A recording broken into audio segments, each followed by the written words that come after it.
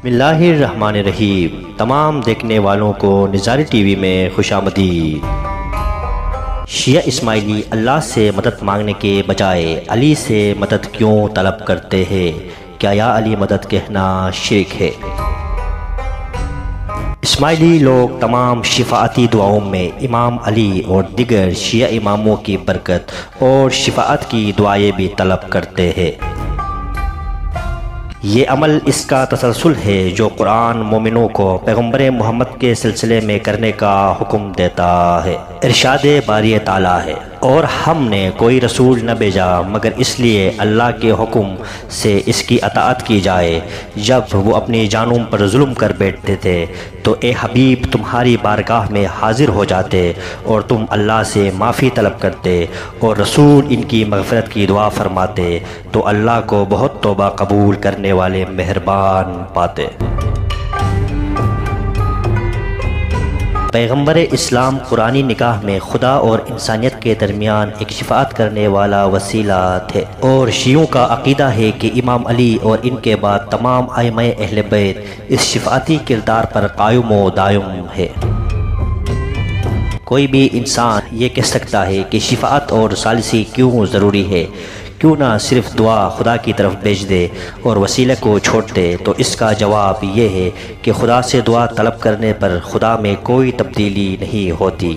خدا ابدی اور قائم و دائم رہتا ہے، چاہے انسان اس کا نام لے یا نہ لے۔ انسان کی طرف سے دعا صرف انسان کو بدلتی ہے اور تبدیلی انسان کو اللہ کے اور قریب لے جاتی ہے۔ اب یہ وہ جگہ ہے جہاں پر شفاعت آتی ہے۔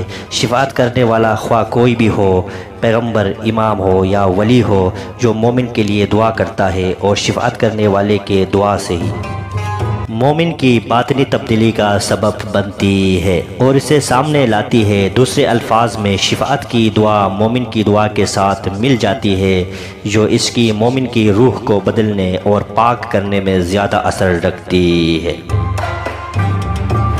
خدا ابدی ہے، وقت اور مقام سے ماورا ہے، لیکن مومن کا دل بدل جاتا ہے۔ وہ اس کی دعاؤں اور شفاعت کرنے والے کی دعاؤں سے زیادہ قبول کرتا ہے، جس کا واضح ثبوت قرآن مجید سے ملتا ہے۔ اور رسول ان کی مغفرت کی دعا کرتے تو اللہ کو معاف کرنے والا مہربان پاتے۔ اصل تبدیلی ان مومنوں میں ہے جن کے لیے پیغمبر دعا کرتے ہیں اور وہ خدا کی بخشش کو پانے کے قابل ہو جاتے ہیں۔ ایک اور جگہ اللہ نبی کو مخاطب کرتے ہوئے فرماتے ہیں، ترجمہ: اے حبیب تم ان کے مال سے زکوٰۃ وصول کرو جس میں سے تم ان کو پاکیزہ کر دو اور ان کے حق میں دعائے خیر کرو، بے شک تمہاری دعا ان کے دلوں کا چین ہے، اللہ بخشنے والا اور جاننے والا ہے۔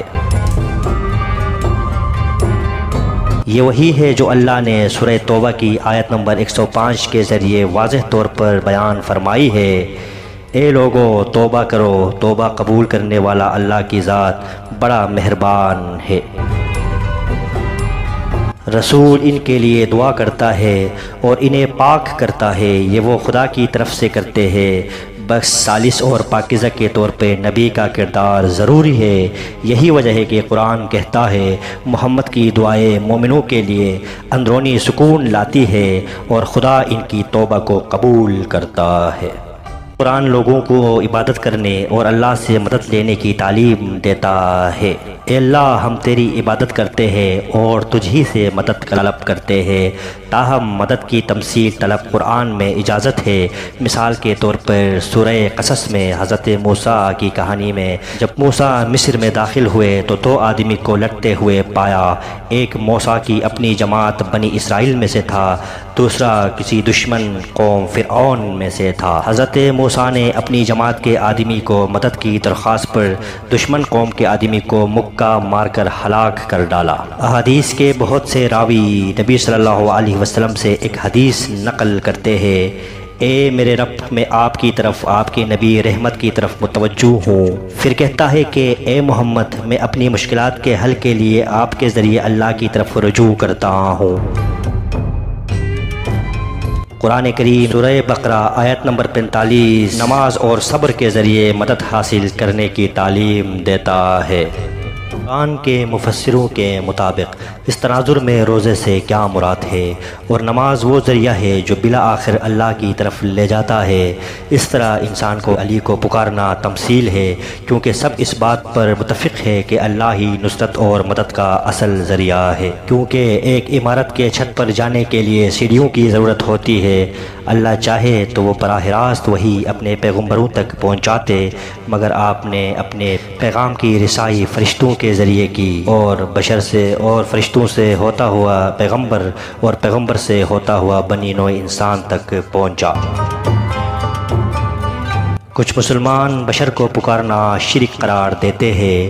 وہ یہ دلیل دیتے ہیں کہ کسی شخص کو دوسرے انسان کی مدد طلب کرنا شرک ہے اور ایسا نہیں کرنا چاہیے، لیکن یہ بات بھی صاف ہے اگر کسی انسان کو پر کوئی مشکل لاحق ہو تو وہ اپنی مدد کے لیے پاس کھڑے شخص کو پکارتا ہے۔ مثال کے طور پر کوئی شخص ڈوبنے والا ہو، اس کے لیے مدد کے لیے قریبی شخص کو پکارتا ہے۔ کیا یہ بھی شرک ہے کہ اس نے اللہ کے بجائے دوسرے شخص کو مدد کے لیے پکارا؟ بعض لوگوں کا یہ خیال ہے کہ زندہ آدمی سے مدد طلب کر سکتے ہیں لیکن مردہ آدمی سے نہیں۔ یہ بات بھی باطل ہے کیونکہ خود قرآن شہیدوں کو مردہ قرار دینے کی بات سے انکار کرتا ہے۔ ترجمہ: اور جو لوگ اللہ کی راہ میں شہید ہو گئے انہیں ہرگز مردہ نہ کہنا، بلکہ وہ اپنے رب کے پاس زندہ ہے اور اپنے رب سے رزق پا رہے ہیں۔ ایک عام انسان کو شہید سمجھ کر زندہ کہا جا سکتا ہے تو آپ خود سمجھ سکتے ہیں کہ اہل بیت جو رسول کا گھرانہ ہے، ان کے شہیدوں کو مردہ کیسے کہا جا سکتا ہے؟ ائمہ علیہ السلام نے دین اسلام کی خاطر اپنی جانوں کی قربانی دی ہے، جس کا زندہ مثال کربلا ہے۔ میرے خیال میں یہ بات واضح ہو چکی ہے کہ رسول یا اماموں سے مدد طلب کرنا شرک نہیں۔